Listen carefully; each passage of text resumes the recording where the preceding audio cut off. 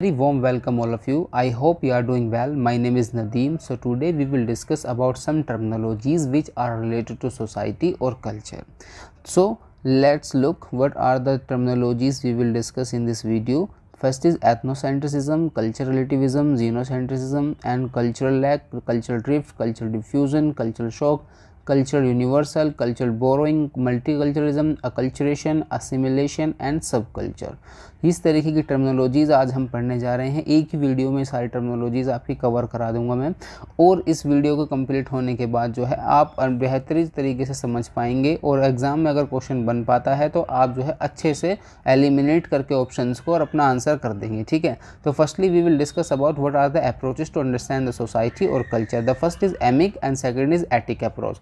एमिक approach में क्या होता है? एमिक अप्रोच में होता है कि whenever the researcher visit a particular community and build rapport with them, और रैपो बिल्ड करने के बाद वो वहाँ से डेटा कलेक्ट करता है। This approach is also known as insider approach. अब अगर हम बात करें एटिक अप्रोच की, तो एटिक अप्रोच में जो रिसर्चर होता है कोई भी particular theory, book, journal, articles वगैरह किसी भी कल्चर के बारे में, सोसाइटी के बारे में जब पढ़ता है, पढ़ने के बाद जब वो विजिट करता है वहाँ पर और फिर उसके बाद डेटा कलेक्ट करता है वहाँ पर रहकर, तो उसको बोलते हैं etic approach. This approach is also known as outsider approach. ठीक है, तो फर्स्ट अगर हम बात करें कुछ टर्मिनोलॉजी की, तो first is ethnocentrism.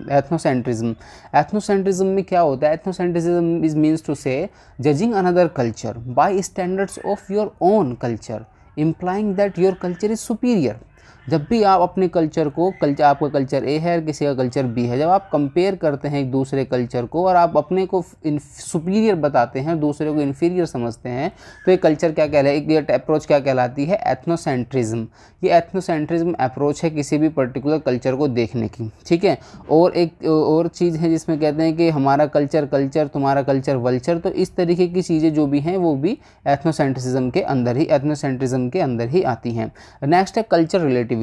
Culture relativism में क्या होता है? कल्चर रिलेटिविज्म में जो is the view that all believes, custom and ethics are related to the individual within his own social context in order to what's right and wrong। जब आप अपने culture से दूसरे कल्चर को कंपेयर करते हैं और अपने कल्चर के हिसाब से दूसरों को बताते हैं क्या सही है क्या गलत है, तुम जब जज कर रहे होते हो कि दूसरे कल्चर को अपने जो तुम्हारे कल्चर के स्टैंडर्ड्स, एथिक्स वगैरह जो हैं उसके साथ, तो वो क्या कहलाता है? Culture relativism. जैसे यहाँ पर एग्जांपल भी दिखाया हुआ है, यहाँ पे लेडी कह रही है nothing covered but her eyes, what a cruel male dominated culture. ठीक है, ये इनके लिए सोच रखती हैं ऐसा। और जो ये अनदर वन लेडी हैं, ये कह रही हैं कि everything covered but her eyes, सिर्फ आइज ओपन है, what a cruel male dominated culture. कितना मेल डोमिनेटेड कल्चर है इनका, वो भी ही सेम बात कर रही हैं। तो ये अपने अपने कल्चर से क्या कर रहे हैं? एक दूसरे कल्चर को कंपेयर कर रहे हैं। तो इसको क्या बोलते हैं? Cultural relativism. और अपने ही जो स्टैंडर्ड्स हैं, मीन्स टू से अगर इनकी सोसाइटी की बात करें तो फुल बॉडी कवर करना एक अच्छी चीज़ है। तो इनके यहाँ पर आइडल सोर्स ये है, लेकिन इनके यहाँ पर अगर ऐसा नहीं पहनते तो उसमें कुछ बुराई नहीं है। ठीक है, तो ये क्या होता है? इस तरह की अप्रोच क्या होती है कल्चर रिलेटिविज्म। ठीक है, नेक्स्ट इज हमारी जीनोसेंट्रिसिज्म। देखो हमारी एक टर्म ये हो गई। Next is जीनोसेंट्रिसिज्म। जीनोसेंट्रिज्म में क्या होता है कि हम क्या करते हैं कि हम जो है अपने कल्चर को नहीं पसंद करते हैं इतना, अपने कल्चर के आइडियाज़ को और वैल्यूज़ को और जो एथिक्स हैं उसको इतना प्रिपेयर नहीं करते हैं। हम क्या करते हैं?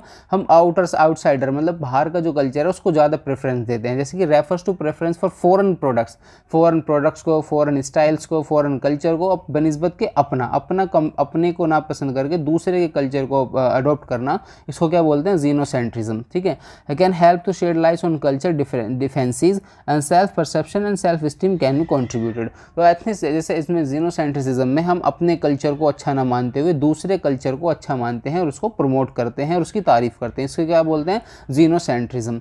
और नेक्स्ट है हमारा कल्चरल लैग।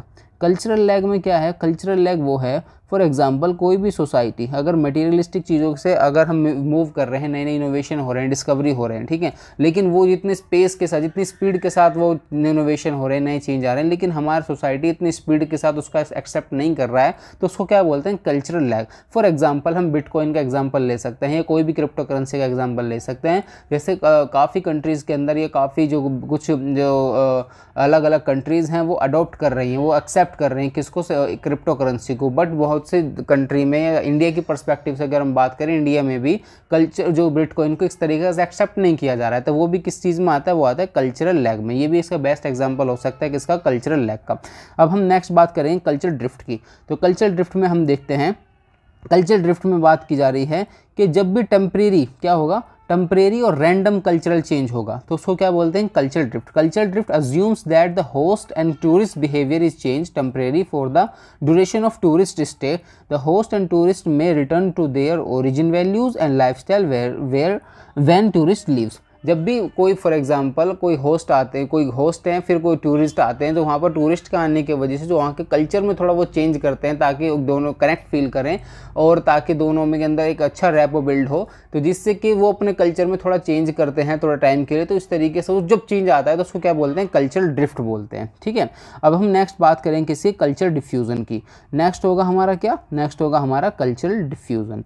कल्चरल डिफ्यूज़न में हम बात करेंगे अब किसकी, कल्चरल डिफ्यूज़न वो होता है कि जिसमें कि हमारा कोई भी हमें देखना हो कि कोई भी चीज़ कहाँ से शुरू हुई है, कोई भी चीज़ कहाँ से स्प्रेड हुई है, कोई कल्चर कहाँ से स्प्रेड हुआ है। फॉर एग्जांपल अगर हम जीन्स का एग्जांपल लें या फिर लिव इन रिलेशन का एग्जांपल लें, तो हम इसको हम चेक करेंगे ये लिव इन रिलेशन का कंसेप्ट कहाँ से आया है, कहाँ ये वेस्टर्न कंसेप्ट है कि ईस्टर्न कंसेप्ट है, ये कौन सा कंसेप्ट है कि कहाँ से एकदम से ये आया है। तो जब हम इस तरीके की चीज़ों को हम ट्रेस करते हैं या कोई चीज़ें एक जगह से दूसरी जगह की तरफ मूव ऑन करती है, पर्टिकुलर एक लोकेशन से दूसरे लोकेशन की तरफ मूव ऑन करती है, तो वो क्या कहलाए, डिफ्यूजन कहलाए। तो हमें कल्चरल डिफ्यूजन में हमें चेक कर देखना है कि वो कोई भी चीज़ कहाँ से फैली है, जैसे the process of spreading cultural trades from one place to another. ठीक है, और cultural change as different speed across time and place, different speed और डिफरेंट टाइम और प्लेस के में हो सकती है। ठीक है, ये क्या कहलाता है, कल्चरल डिफ्यूजन। नेक्स्ट अगर हम बात करें कल्चरल डिफ्यूजन के बाद, तो हम बात करेंगे कल्चरल शॉक की। कल्चरल शॉक क्या होता है, कल्चरल शॉक वो होता है जिसमें फॉर एग्जांपल आपके यहाँ पर अगर कोई चीज़ करना ठीक है, कोई गलत चीज़ नहीं है, लेकिन अदर कल्चर में जाओगे, जैसे आप न्यू टेरिटरी में जाते हैं, न्यू एरिया में जाते हैं, वहाँ के लोगों का कुछ कल्चर अलग है, तो वो आपको एकदम शौक देता है। फॉर एग्जांपल अगर मान के चलते हैं, अगर हम इस्लाम के पॉइंट ऑफ व्यू से अगर हम बात करें, तो इस्लाम के अंदर इंटरेस्ट लेना, ब्याज लेना या फिर शराब पीना, ये सब क्या है, ये मना है, प्रोहिबिटेड है बिल्कुल। लेकिन आप दूसरे कल्चर में जाते हैं, वहाँ पर इस तरीके के लोग करते हैं इस काम को, तो एकदम से कैसा लगता है कि ऐसा लगता है कि उनको शौक लगता है इस तरीके से कि ऐसे कैसे हो सकता है। या फिर एक और एग्जाम्पल लें, जैसे कि इस्लाम के अंदर जो कॉन्स्टिट्यूएंट मैरिजेस होती हैं, उन मैरिजेस को अगर हम दूसरे कल्चर के लोग जहाँ पर इस तरीके की चीज़ें नहीं होती हैं या फिर हिंदू रिलीजन में नहीं होती हैं, तो वहाँ से अगर वो इस्लाम के कोई ऐसे पर्टिकुलर एरिया में आते हैं, देखते हैं किस तरीके की चीज़ें हो रही हैं यहाँ पर, इतना प्रिवलेंट है इस तरीके की मैरिज, तो उनके लिए क्या होता है, वो शौक होता है, एक तरीके शौक लगता है उनको, तो क्या होता है, ये कल्चरल शौक होता है। ठीक है, अगर हम आगे बढ़ें, नेक्स्ट है कल्चरल यूनिवर्सल। कल्चरल यूनिवर्सल में ऐसी चीज़ें होती हैं जो कि सब जगह ही पाई जाती हैं, जो कि पूरे यूनिवर्सल में कुछ सच इंस्टीट्यूशंस ऐसे हैं जो हर जगह ही पाए जाते हैं, हर कल्चर में, जैसे कि मैरिज होगा, फैमिली हुआ, ये सब क्या है, ये ऐसे कल्चर हैं, ऐसे ट्रेड्स हैं, ऐसे इंस्टीट्यूशंस हैं, सोशल इंस्टीट्यूशन जो हर जगह पर पाए जाते हैं। इस तरीके की चीज़ें क्या कह जाती हैं, कल्चरल यूनिवर्सल। अब नेक्स्ट हम बात करेंगे कल्चर बोरोइंग की। कल्चर बोरोइंग क्या है, कल्चरल बोरोइंग में क्या होता है कि हम क्या करते हैं, two cultures, culture borrowing occurs when two cultures are into contact and borrow each others traditions, customs and values. जब हम एक दूसरे की क्या करते हैं, कस्टम्स को, ट्रेडिशंस को, वैल्यूज को बोरो करते हैं, यानी कि उधार लेते हैं। बोरिंग इज नॉट सिमेट्रिकल, यानी हाफ में नहीं, किसी का कम किसी का ज़्यादा, इस तरीके से लेते हैं, तो वो क्या कहलाता है, कल्चरल बोरोइंग कहलाता है। ठीक है, और कल्चरल बोरोइंग के बाद हम नेक्स्ट हम बात करेंगे, कल्चर बोरोइंग के बाद हम बात करेंगे, नेक्स्ट है हमारा मल्टीकल्चरलिज्म। मल्टीकल्चरलिज्म में क्या होता है, मल्टीकल्चरलिज्म में हमारा डाइवर्सिटी को दिखाता है। मल्टीकल्चरलिज्म डाइवर्सिटी को दिखाता है। Descriptive terms, it refers to cultural diversity where two or more groups with distinct feelings, beliefs and exist in a society.